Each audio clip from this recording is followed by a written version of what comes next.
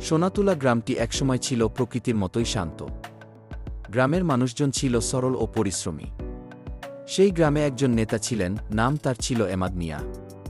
সরকার থেকে গ্রামের উন্নয়নের জন্য নানা প্রকল্পের টাকা, চালচিনিসহ সাহায্য আসত নিয়মিত।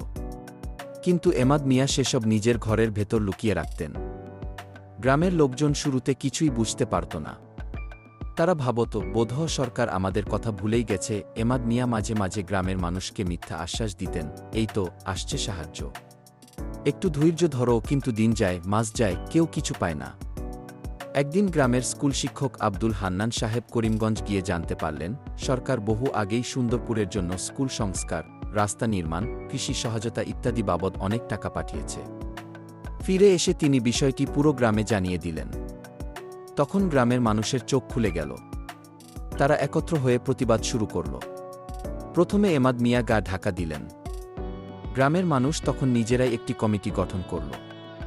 এবার সরকার যা পাঠাত তা সঠিকভাবে গ্রামের উন্নয়নে ব্যবহৃত হতো। রাস্তা হলো, স্কুল মেরামত হলো, কৃষকরা বীজ ও সার পেল। সোনাতুলা নতুন করে বাঁচল। এইবার আর শোষকের মুখোশে কেউ গ্রাম শাসন করত না।